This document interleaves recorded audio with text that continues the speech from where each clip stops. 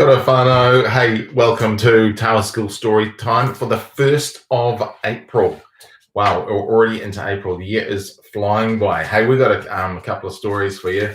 I'm going to be reading Busting by Aaron Blabey, and I think that this is a pretty funny story. And then we're going to continue on with The Twits by Roald Dahl.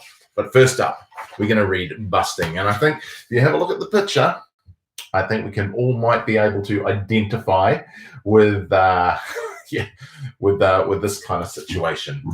So here we go. Lou was busting for the loo. But yikes, the loo had quite a queue. What on earth was Lou to do?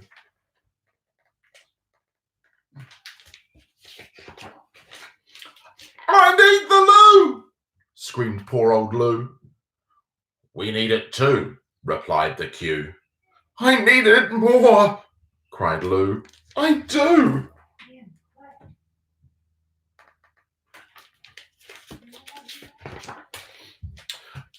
Oh, that's not true, replied the queue. We know what you are trying to do, your little plan. We all see through. So don't you try to jump the queue. But geez, guys, if you only knew how much I really need the loo, you'd let me through. You would, it's true. You really just don't have a clue. I'll have to find another loo. And so with that, away Lou flew.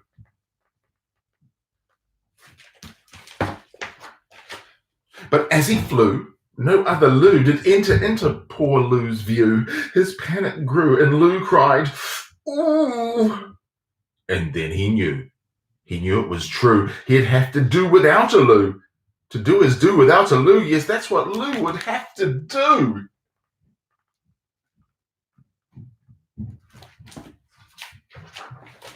So Lou flew to some tall bamboo. Hey, this'll do, hooray, woohoo!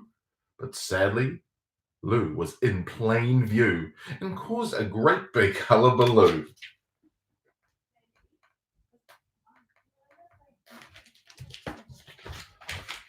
So then he tried the city zoo. He hid behind a kangaroo, but when the kangaroo saw Lou, he busted out some roo kung fu, and the roo kicked Lou, and off he flew. Oh boy. Where? Cried Lou, desperate little Lou. An empty shoe? An old kid? Ooh! And look what he's found.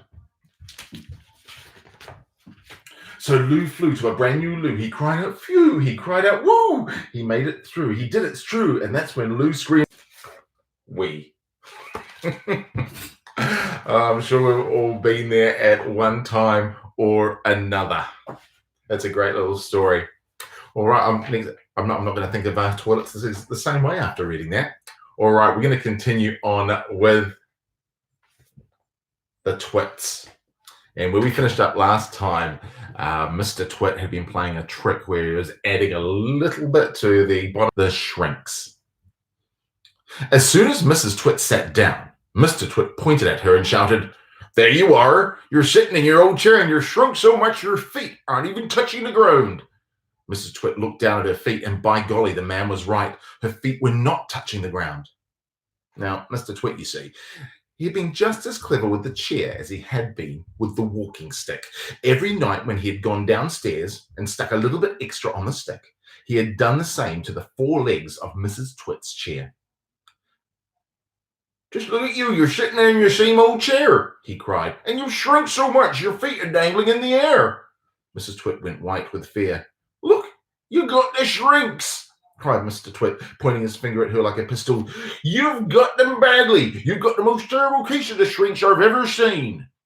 Mrs. Twit became so frightened she began to dribble, but Mr. Twit, still remembering the worms in his spaghetti, didn't feel sorry for her at all. "I suppose you know what happens to you when you get the shrinks," he said. "What?" gasped Mrs. Twit. "What happens?" "Your head shrinks into your neck." and your neck shrinks into your body, and your body shrinks into your legs, and your legs shrink into your feet.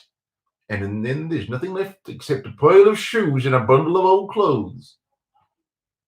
I can't bear it, cried Mrs. Twit. It's a terrible disease, said Mr. Twit, the worst in the world. How long do I have? cried Mrs. Twit. How long before I finish up with a bundle of clothes and a pair of shoes? Mr. Twit put on a very solemn face.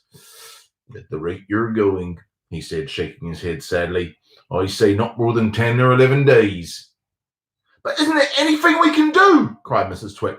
There's only one cure for the shrinks, said Mr. Twit. Tell me, she cried. Oh, tell me quickly. We'll have to hurry, said Mr. Twit. I'm ready. I'll hurry. I'll do anything you say, cried Mrs. Twit. You won't last long if you don't, said Mr. Twit, giving another grisly grin. What is it I must do? Cried Mrs. Twit, clutching her cheeks. You've got to be stretched, said Mr. Twit.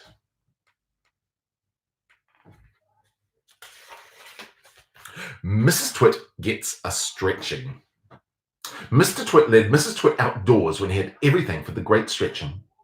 He had 100 balloons and lots of string. He had a gas cylinder for filling the balloons, and he had fixed an iron ring into the ground.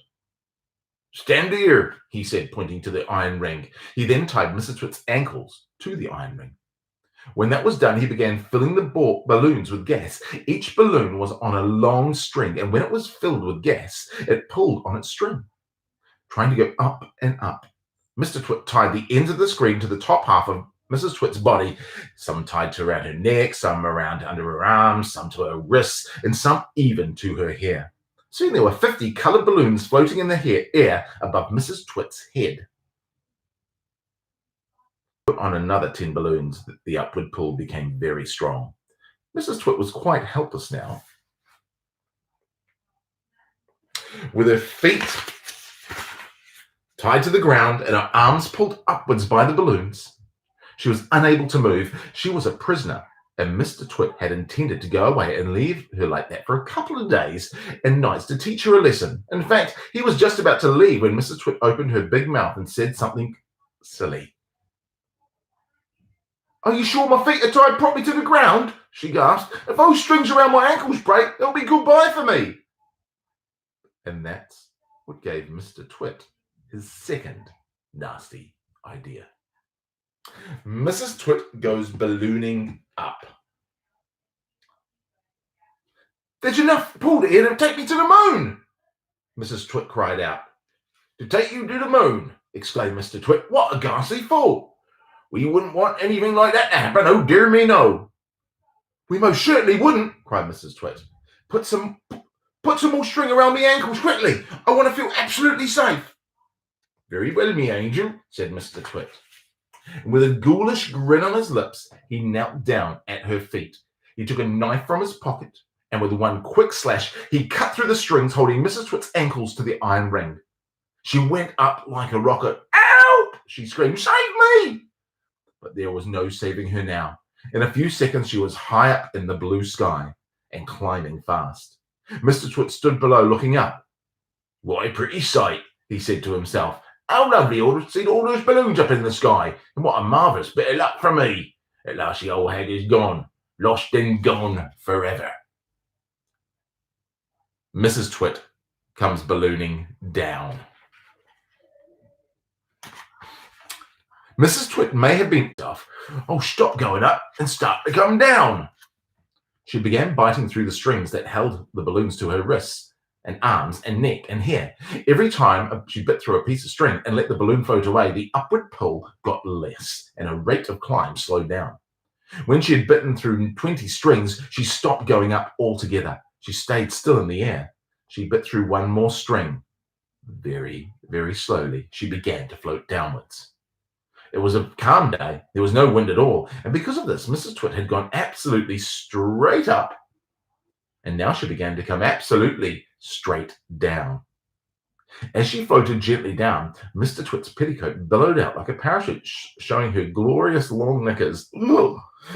It was not a pretty sight for a glorious day, and thousands of birds came flying in from miles around to stare at the extraordinary old woman in the sky. The last bit we're going to read is Mr. Twit gets a horrid shock.